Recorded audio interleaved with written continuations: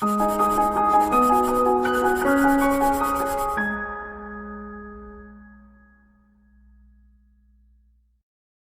Pro talent है ना, Nitin Parmar. My dear students, आप सबका स्वागत है on this daily current affair module on 10th of July. In this particular video, we are going to discuss about few important events. Quickly, if I tell you what are the important 8 points we are going to talk about.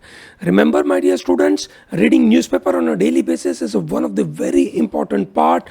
As a student, as a citizen of the country, we are aware about what is happening in our country, ठीक है, as well as outside our country. So, my dear students, ठीक है, I'm sure सब लोग इसके ऊपर ध्यान देते होंगे. Let me start to talk about one important point, which is about Delhi High Court on PepsiCo का एक बड़ा महत्वपूर्ण, you can say, judgment. I believe that's a very crucial for law students to understand. Then we are going to talk about defamation related issue on Gujarat High Court. Hindu newspaper का ये महत्वपूर्ण editorial, उनका opinion वहाँ पे दिया है, हम उस ओपिनियन के बारे में जानेंगे और हम आपका भी ओपिनियन सुनेंगे कि क्या उन्होंने सही किया, हाई कोर्ट ने सही किया, या हिंदू न्यूज़पेपर जो बोल रहा है वो सही बोल रहा है कि नहीं. We are also going to discuss about cluster bomb. There is a discussion happening about cluster bomb wherein America is providing cluster bomb to Ukraine. And what is the major issue? WTO का एक बहुत बड़ा settlement का issue create हो रहा है. Dispute settlement system के बारे में WTO has reached to one very important consensus. This is very crucial and we are going to learn about WTO in great detail. ठीक है. Then we will be discussing about this concept of de-dollarization. क्या world dollar से दूर जा रहा है? अलग अलग एग्जाम्पल देंगे हम. ठीक है. साथ में ये देखेंगे कि क्या रुपी इंटरनेशनलाइज हो पाएगा, कि क्या हम रशिया के साथ जो काम कर रहे हैं जहाँ पे हम रुपी टर्म में उसको पैसा देंगे, that means we are purchasing crude oil from them and we are going to pay them in rupee. Will it be successful? Will it continue for a long run? Then sudden miscellaneous news from across the world and India. Then we are going to talk about Yellen is in China and LMV3 of ISRO. इनके बारे में बात करेंगे. Quickly notebook निकालिए और फटाफट इसकी तैयारी करिए. दोस्तों, Delhi high court rejected PepsiCo's appeal over potato patent. ठीक है. ना what is the case all about? Potato के पेटेंट के ऊपर जो पेप्सिको का अपील था वो दिल्ली हाई कोर्ट ने रिजेक्ट कर दिया. ठीक है. अब एग्जैक्टली हुआ क्या? दोस्तों, I am sure we all understand the kind of, you can say, chips हम खाते हैं, जो हम, you can say, potato chips जो हम खाते हैं. ठीक है. हमारी एक्सपेक्टेशन बहुत ज़्यादा होती है उस पोटैटो चिप्स से. ठीक है. क्या एक्सपेक्टेशन होती है? एक तो साइज बड़ी होनी चाहिए. नंबर 2, ठीक है, वो एकदम वाइट कलर का, ब्राइट कलर का दिखना चाहिए. ठीक है. वो ब्लैक कलर का नहीं होना चाहिए. ठीक है. अब आप समझ सकते हैं कि जब इस तरीके की हमारी रिक्वायरमेंट होती है तो कंपनीज को भी इसके ऊपर बहुत मेहनत करनी पड़ती है. So they need to develop special variety of potatoes. ऐसे पोटैटोज जिसका शुगर कंटेंट कम हो. शुगर कंटेंट कम होने की वजह से जब उसको फ्राई करते हैं तो वो ब्लैक कलर का या ब्राउन कलर का नहीं होता है. नंबर 1. नंबर 2, डिहाइड्रेट नहीं हो. ठीक है. जब वो परचेज करे तो उसके अंदर बहुत ज़्यादा, यू कैन से, वाटर कंटेंट होता है, और अगर हम उसको, यू कैन से, ड्राई करें और वाटर कंटेंट बहुत निकल गया तो कंपनी को कॉमर्शियली फ़ायदा नहीं होता, उसको बड़ा नुकसान होता है पैसों के मामले में, क्योंकि क्वांटिटी उन्होंने ज़्यादा जो भी खरीदी, फाइनली उनके पास डिहाइड्रेट करने के बाद जो चिप्स बचती है ना, वो काफ़ी कम वेट की बनती है. So this is definitely a problem. ठीक है. Therefore companies put lot of efforts. ठीक है. पेप्सी ने ऐसा ही एफर्ट लगाया और उन्होंने एक बड़ा मज़ेदार सा, है ना, बड़ा मज़ेदार सा स्पेशलाइज्ड वर्जन पोटैटो का डेवलप किया. ठीक है. एक बंदा था जिन्होंने ये बनाया, विच इज़, उन्होंने जो वैरायटी बनाई उसका नाम है FL2027. ठीक है. 1996 में एक मिस्टर रॉबर्ट थे, उन्होंने ये वैरायटी बनाई जो पेप्सी के कहने पे ही बनाई, और पेप्सी ने फिर इसको अपने, यू कैन से, लेस के चिप्स के अंदर उसको यूज़ करना चालू किया. चलो बढ़िया, ये तो बड़ा महत्वपूर्ण काम हो गया.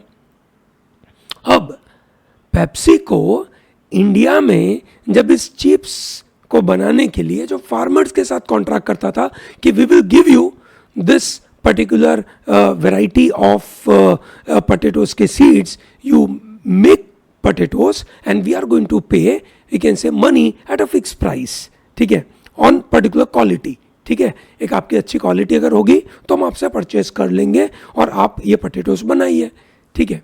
अब पोटैटोज फार्मर बनाना चालू करे, फार्मर ने ये पोटैटोज अपनी तरीके से बनाना चालू किया, they took the seeds and they started to manufacture their own, you can say, variety of potatoes.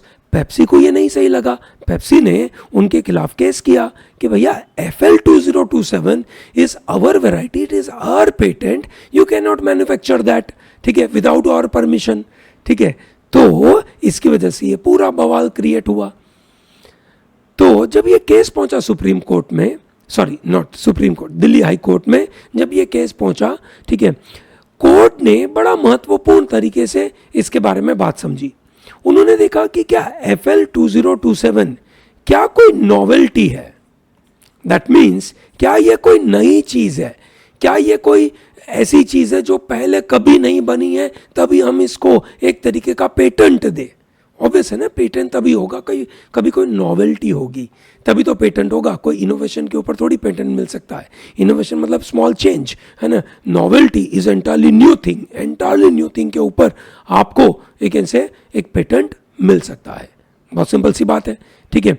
अब बात ऐसी है कि पेप्सी को कि यहाँ पे बहुत बड़ी गलती हो गई, उन्होंने जिस दिन ये पोटैटो पेटेंट के लिए फाइल किया उसके कुछ समय पहले, रफली a year back, they started to commercialize it, they started to use it, so that means it was already in the use, ठीक है, and therefore when they are claiming that it's a novelty, it is not a novelty. Delhi high court ने इसी मुद्दे के ऊपर PepsiCo का जो appeal था उसको रिजेक्ट कर दिया। दोस्तों ये आपको पता होना चाहिए कि पेटेंट मिलता है सिर्फ इन्वेंशन पे, ये सनो, इनोवेशन पे नहीं मिल सकता, नॉवेल्टी पे मिल सकता है, नॉवेल्टी नहीं हो तो नहीं मिल सकता, ठीक है। तो यहाँ पे पेप्सी हार गया।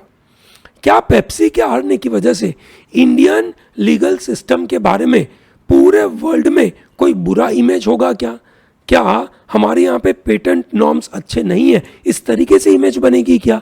ऑब्वियसली नहीं, क्योंकि गलती किसकी है? पेप्सी की। पेप्सी की गलती की वजह से ये प्रॉब्लम क्रिएट हुआ। आई hope it is very clear. चलिए बढ़िया, बड़ा महत्वपूर्ण एक इनसे पॉइंट हुआ यहाँ पे। Let me start to talk about another important event which took place last week. ठीक है, राहुल गांधी ने एक कमेंट लगाया था, उस कमेंट के ऊपर उनके ऊपर डिफेमेशन का चार्ज लगाया गया। दैट केस हैपेंड इन सूरत, जहां से मैं बात कर रहा हूं आपसे। ठीक है, तो वहां पे ये केस हुआ। जब यहाँ पे ये केस हुआ, सूरत की कोर्ट ने उनके ऊपर अगेन से प्रूव कर दिया कि यस इट्स अ डिफेमेशन, आपने डिफेम किया है और आपको 2 साल की सजा होगी। उस 2 साल की सजा की वजह से, ठीक है, उनको मेंबर ऑफ पार्लियामेंट से उनको निकल जाना पड़ा, because he is disqualified, because he is a convicted criminal. उसके बाद उन्होंने उसको अपील किया। अपील कहाँ करा? गुजरात हाई कोर्ट में। Last week Gujarat high court ने उनकी अपील को खारिज किया। ठीक है, and then Gujarat high court put a stay on the Rahul Gandhi conviction on the defamation case. Defamation किस चीज का था? उन्होंने कहा था क्या सभी चोरों की सरनेम मोदी क्यों है?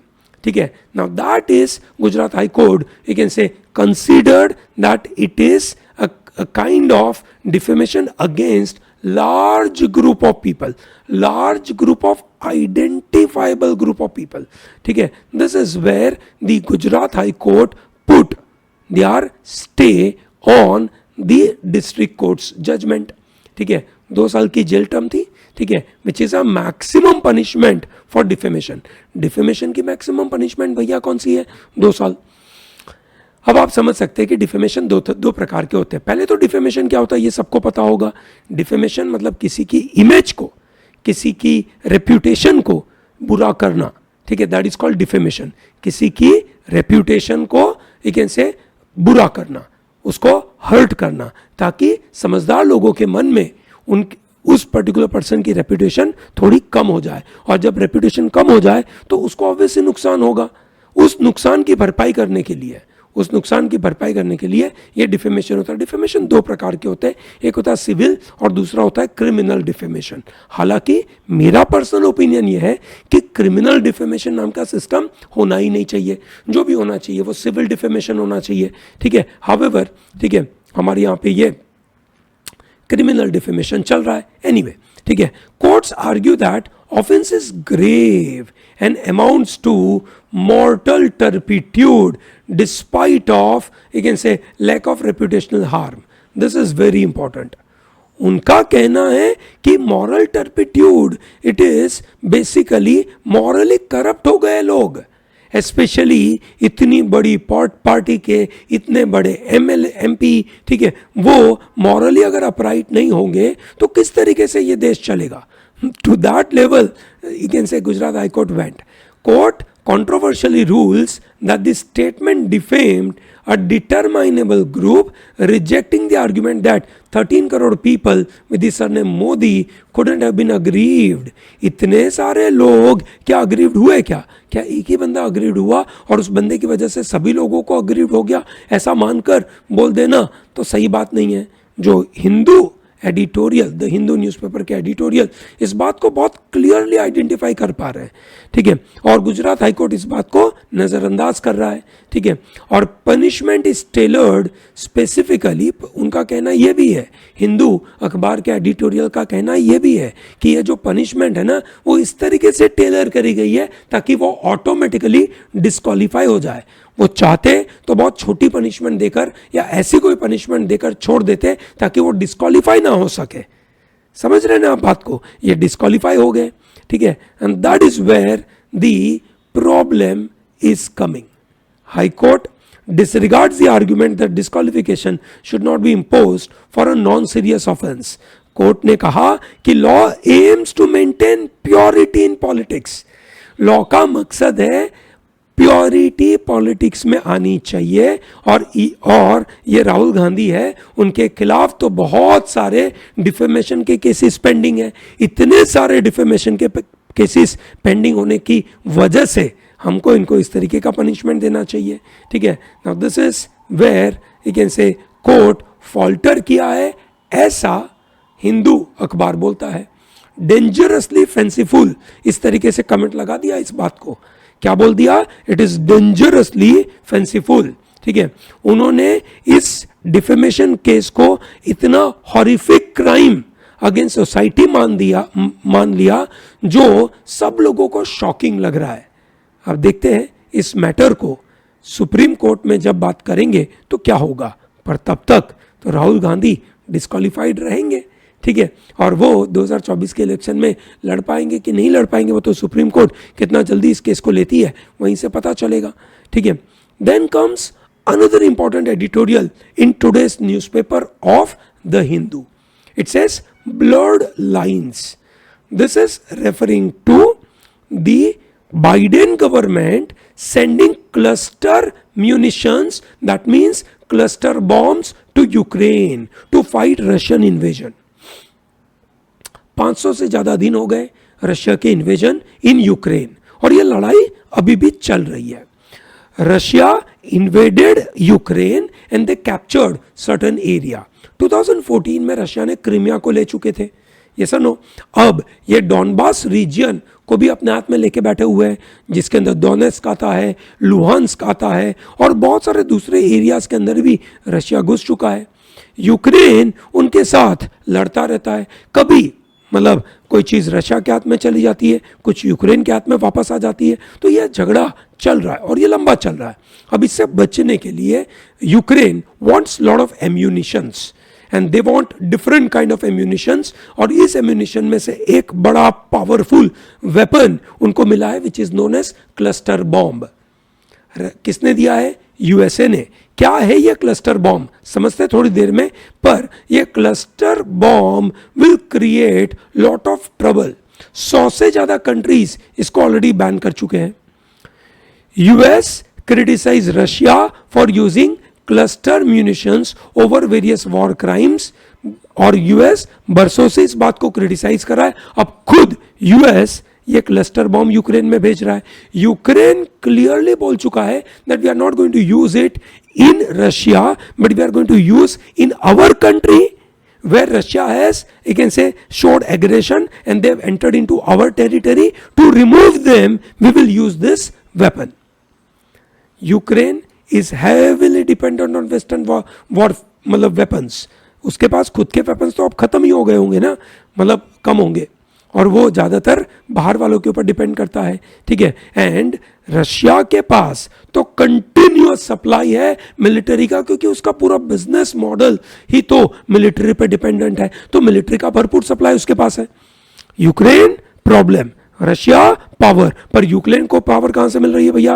Western countries. ठीक है. तो यूक्रेन का जो काउंटर ऑफेंसिव है वो हमेशा हमेशा हमेशा हमेशा वेस्टर्न कंट्रीज के द्वारा सपोर्टेड होता है, और वो सपोर्ट की वजह से रशिया का अटैक हिंडर्ड होता रहता है. ये सर नो. ठीक है. ये बात समझ में आ रही है सबको? ठीक है. यूएस का ये decision is reflecting, you can से, वन प्रॉब्लम कि ये बैटलफील्ड कितनी लंबी आगे बढ़ेगी, ये प्रॉब्लम है. ठीक है. wartime crimes have been committed by both countries, not only Russia but Ukraine has also committed. और इसकी वजह से अब यूनाइटेड नेशन इस बात को कैसे देखेगा?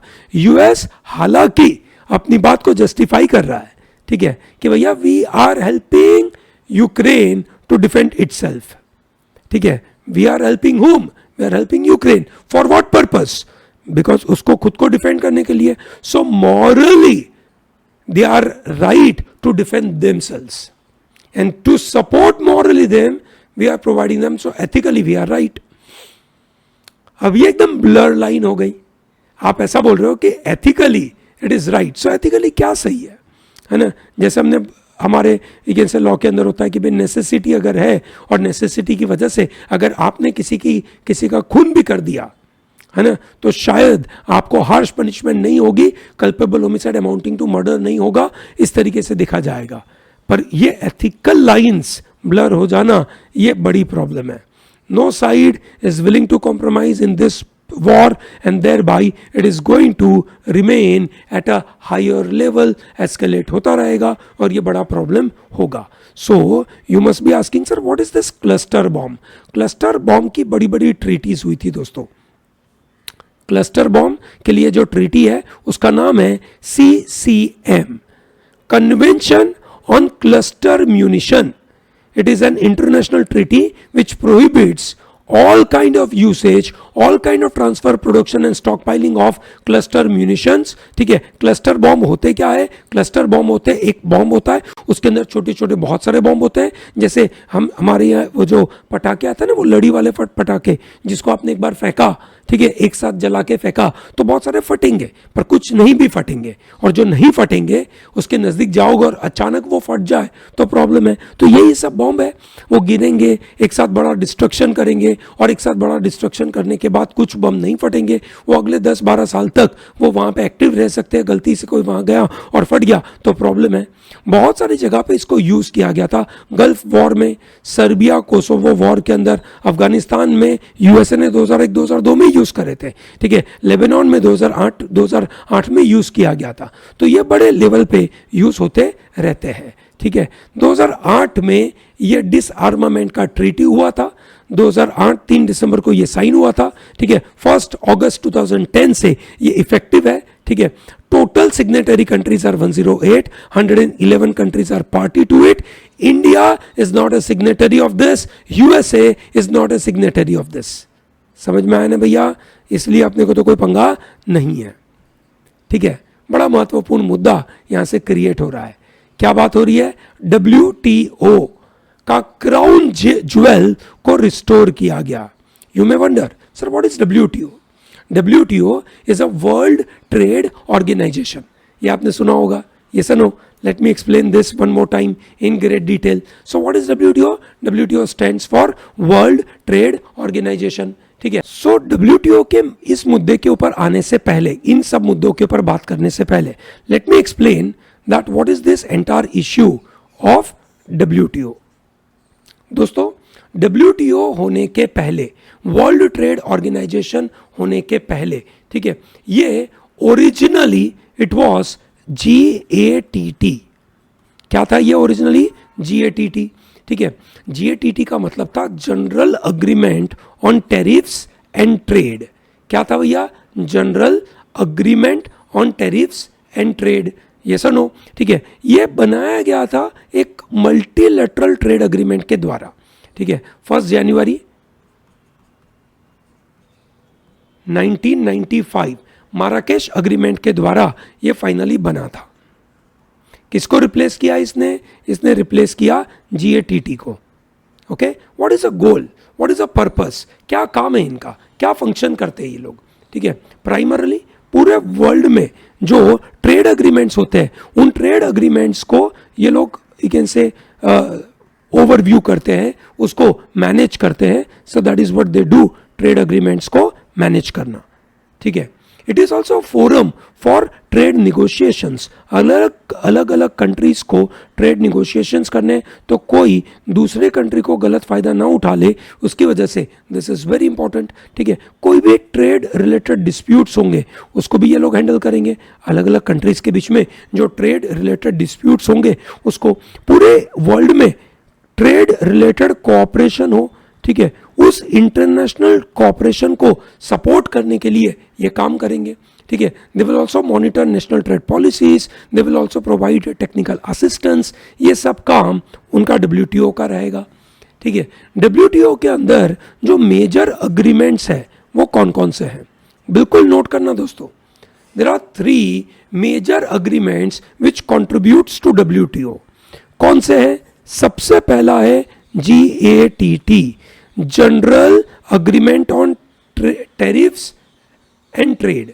क्या नाम है? General agreement on tariffs and trade. दूसरा है आपका GATS, general agreement in trades in services. And number 3 TRIPS, trade related intellectual property rights, ठीक है। So this are the major 3 agreements. उसके अलावा there is another which is known as AOA, agreement on agriculture. This is also one of the important agreement, ताकि agriculture के related जो भी महत्वपूर्ण agreement हो गए, ये पूरे trade related and tariff related बातें हैं।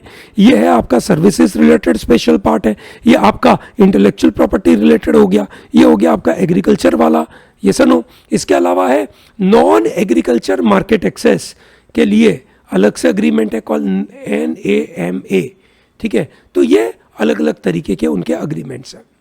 उनके मेजर प्रिंसिपल्स है कि भैया नॉन डिस्क्रिमिनेशन होना चाहिए। क्या मेजर प्रिंसिपल्स है?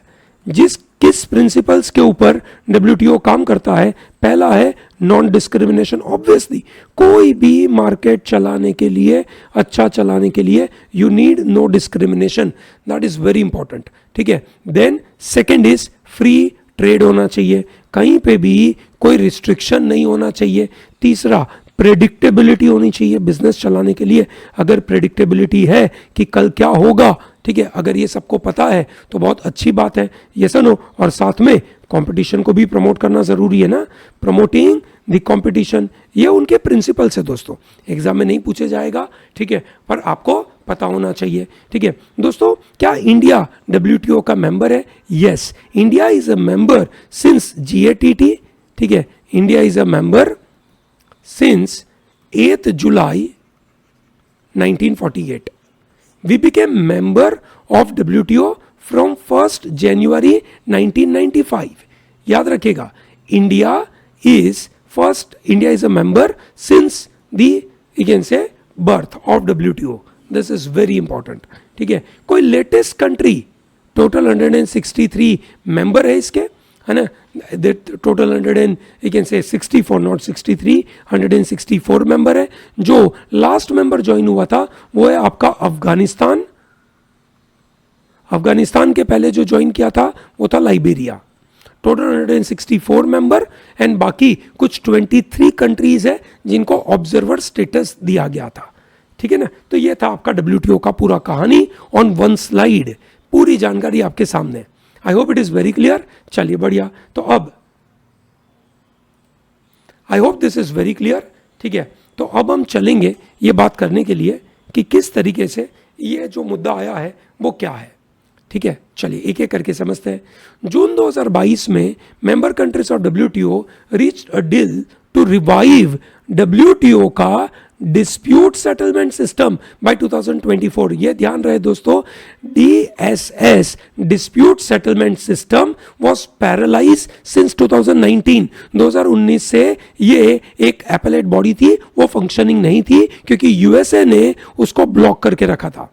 Appellate body has been successful in holding powerful countries accountable for certain of their, you can say, breaching of the various laws। जो भी हमने अभी प्रिंसिपल्स आपको बताए थे ना, ये जो प्रिंसिपल्स हमने आपको बताए, इन प्रिंसिपल को अगर कोई कंट्री ने, है ना, पावरफुल कंट्री ने ब्रीच किया तो उसके ऊपर एपेलेट बॉडी लगाई जाएगी। वो एपेलेट बॉडी पैरालाइज हो गई थी 2019 में।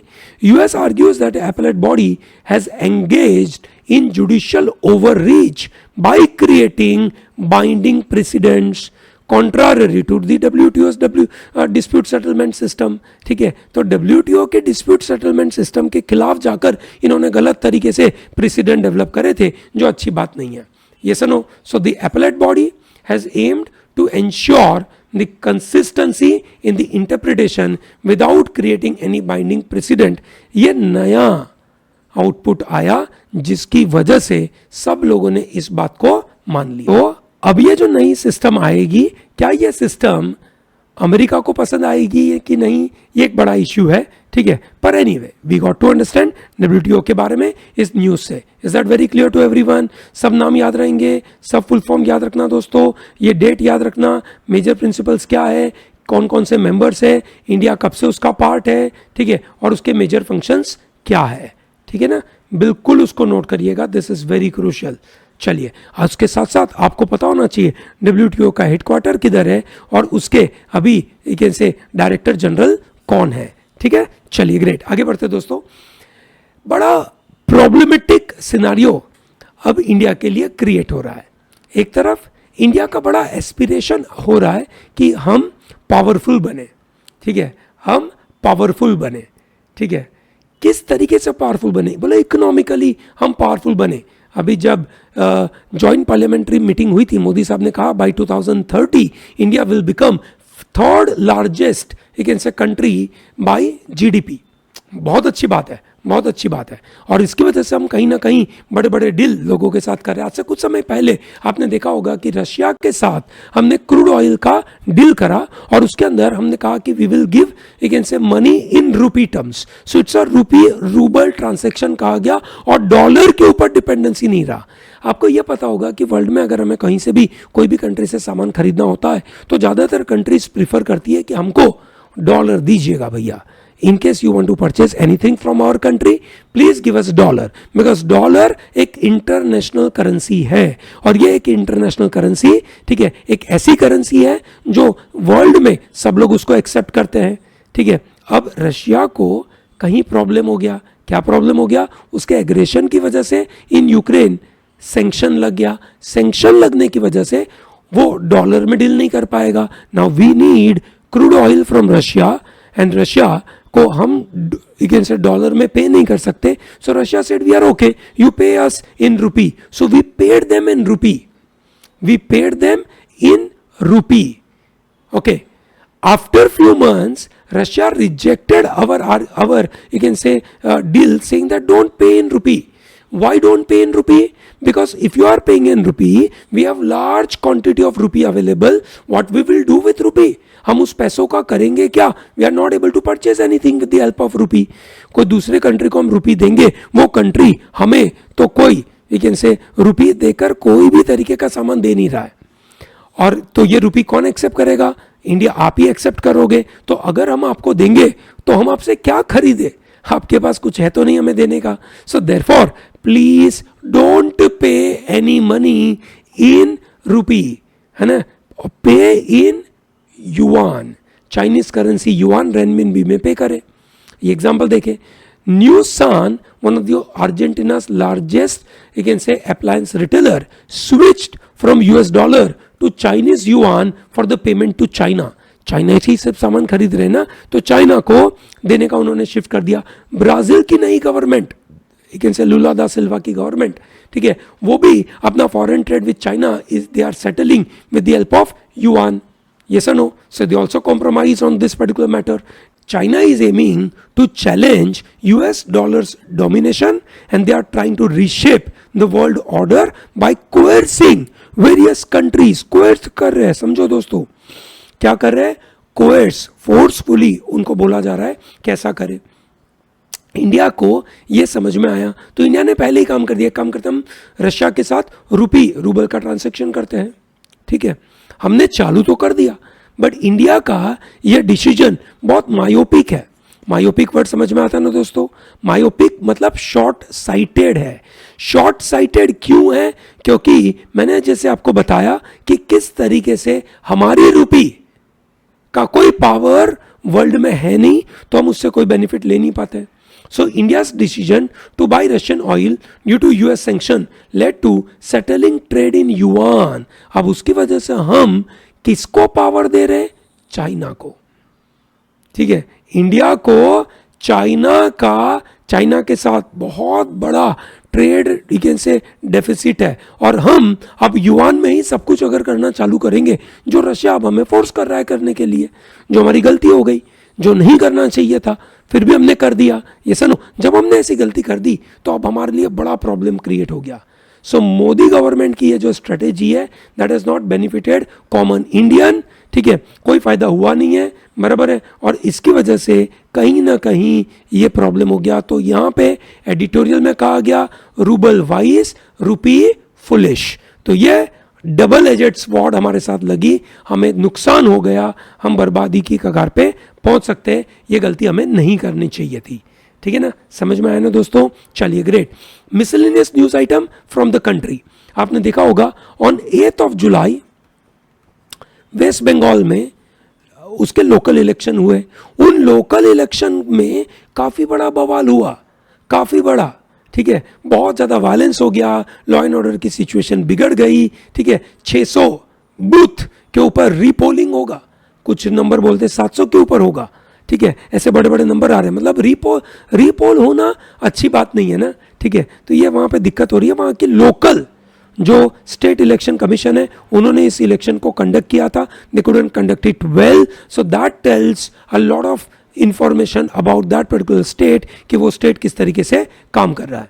Supreme court is going to hear Delhi government's plea on centre's ordinance. आपको यह पता होगा कि सेंट्रल गवर्नमेंट ने एक ऑर्डिनेंस के द्वारा दिल्ली गवर्नमेंट के पावर को कम कर दिया, उनके हाथ काट दिए थे. ये सर नो, उसके ऊपर एक ऑर्डिनेंस लगा दिया था क्योंकि सुप्रीम कोर्ट ऑलरेडी उसके ऊपर एक जजमेंट दे चुका था, दिल्ली गवर्नमेंट को पावर दे चुका था, पर वो पावर सेंट्रल गवर्नमेंट छीन रही है. उसके ऊपर वापस एक ऑर्डिनेंस लगा दिया गया. उस ऑर्डिनेंस के बारे में सुनवाई आज से होने वाली है, ऐसा कहा गया. श्रीलंका के president Ranil Wickremesinghe is going to visit India on July 21 को ये इंडिया को विजिट करेंगे. ये श्रीलंका की खराब हालत होने के बाद बनने वाले नए प्रेसिडेंट पहली बार इंडिया में आएंगे. बड़ी प्रॉब्लम है से श्रीलंका के साथ, ठीक है. इंटरनेशनल अफेयर्स में अगर देखें, उज्बेकिस्तान में इलेक्शन हो रहा है, ठीक है, उज्बेकिस्तान में इलेक्शन हो रहा है. उज्बेकिस्तान का कैपिटल है ताशकंद, याद रखिएगा, ताशकंद है ना. ताशकंद अग्रीमेंट के द्वारा, ठीक है, ताशकंद अग्रीमेंट के द्वारा पाकिस्तान हमारा एयरबेस यूज कर सकता है, ऐसी बातें हो रही थी भैया. थाईलैंड में इलेक्शन हुआ और जो उसके फ्रंट रनर थे, ठीक है, प्राइम मिनिस्टर पिता लिमजा रोनेरात करके नाम है उनका, ठीक है. ही इज अगेन से going for rallies to get lot of support to gain house vote, ठीक है, लोगों का सपोर्ट पाने के लिए वो ऐसे घूम रहे. तो थाईलैंड में भी अब इलेक्शन हुआ था. ब्रिक्स समिट्स जो जोहानिसबर्ग साउथ अफ्रीका में होने वाली है, ठीक है, वहाँ के साउथ अफ्रीका के अगेन से प्रेसिडेंट सिरिल रामाफोसा ने कहा BRICS summit will be in person. Putin साहब ने बोला था ऐसा नहीं करने का भैया, पर फिर भी वो कर रहा है ना. न्यूजीलैंड के prime minister sign ambitious trade deal with European Union when he was in से ब्रसेल्स. यूरोपियन यूनियन का जो से हेडक्वार्टर है वहीं पे वो गए थे और इसकी वजह से जेनेट येलेन है ना, US Treasury Secretary Janet Yellen, she visited Beijing. Janet Yellen पहले फेडरल रिजर्व के चेयरमैन रह चुके हैं, उसके बाद now she is US treasury के सेक्रेटरी है। क्या नाम है उनका? Janet Yellen. वो चाइना विजिट के लिए गए थे, ठीक है, और चाइना के विजिट में बहुत सारी बातें हुई, उनमें से है ना उन्होंने कहा that it is helping USA and China developing a strong relationship, ये उन्होंने कहा, ठीक है। तो चलो ये तो अच्छी बात है, हमें तो पता होना चाहिए कि जेनेट येलेन कौन है, कौन सी पोस्ट पे है, पर उसके साथ कुछ जो फैक्चुअल न्यूज आपको पता होनी चाहिए वो ये है चाइना में बड़ा महत्वपूर्ण। देखिए एक फुल स्क्रीन पर अगर मैं आपको दिखाऊं तो ये चाइना सोलर पैनल लगा के रखा हुआ है, इस लेवल का सोलर पैनल। आप समझ सकते हो चाइना क्या रेट पे ग्रो करने की कोशिश कर रहा है, ठीक है। अब चाइना जेनेट येलेन की मीटिंग के दौरान उन्होंने अपने यहां से दो मेटल्स गैलियम एंड जर्मेनियम का एक्सपोर्ट बैन कर दिया, because they were used in semiconductor production and electric vehicle के प्रोडक्शन में, ठीक है। और ये बंद करने से सबसे बड़ा नुकसान किसको होने वाला था भैया? अमेरिका को। जेनेट येलेन के आने के टाइम पे ही इसको उन्होंने बैन कर दिया था, विच इज़ वेरी प्रॉब्लमेटिक। उसका एक्सपोर्ट बैन कर दिया है। Coming back to India, ISRO के लिए जुलाई 14 विल बी एक महत्वपूर्ण दिवस, क्योंकि उस दिन we are going to send a rocket called से GSLV LVM-3, ठीक है, ये हम लॉन्च करने वाले हैं। इसके द्वारा हम भेजने वाले चंद्रयान 3। चंद्रयान 3 लेकर जाएगा 3 चीजें, एक लेकर जाएगा lander, rover and orbiter. Lander का नाम है विक्रम, रोवर का नाम है प्रज्ञान, ठीक है, और ऑर्बिटर होगा। इनमें से चंद्रयान 2 में ये 3 चीजें भेजी गई थी। चंद्रयान 2 सक्सेसफुल नहीं हुआ था, लैंडर टूट गया था, जिसकी वजह से दिक्कत हुई, तो वापस हमने भेजा है। याद रहे भारत में लॉन्च करने के लिए जो रॉकेट यूज होते हैं वो है PSLV, जो बड़ा सक्सेसफुल है, पोलर सैटेलाइट लॉन्च व्हीकल। ये कम पेलोड ले जाकर थोड़ी कम डिस्टेंस पे अगर कोई चीज को ले जाना है तो PSLV, बहुत दूर कहीं ले जाना है, ज्यादा क्वांटिटी का सामान लेकर जाना है, ज्यादा वजन का सामान लेकर जाना है, तो जियो सिंक्रोनस सैटेलाइट लॉन्च व्हीकल जिसको बोलते हैं GSLV। और फिर हमने एक नया डेवलप करा था small satellite launch vehicle SSLV। We are working to develop RLV reusable launch vehicle, ये हम डेवलप करने की कोशिश कर रहे हैं। GSLV का एक व्हीकल है LVM-3, ये भारत का बड़ा सक्सेसफुल व्हीकल है, लॉन्च व्हीकल यू कैन से M, that is Mark 3, that is what it is said, and that is very important क्योंकि वो बहुत सक्सेसफुल है, बहुत अच्छी तरीके से चीज़ों को आगे बढ़ा के रखता है। सो LVM-3 दैट इज इसरो का ये महत्वपूर्ण रॉकेट है, ठीक है। तो ये हमें पता होना चाहिए। I hope it is very clear. जुलाई 14 याद रहेगा, और बाकी जो भी चीज़ें मैंने बताई आपको बिल्कुल याद रखने आपका काम है दोस्तों। रेगुलरली इस चीज़ों को फॉलो करिए, ठीक है, और ये प्रोटोलिन के साथ बने रहिए। We are going to help you a lot with your daily current affair modules. Thank you and all the best.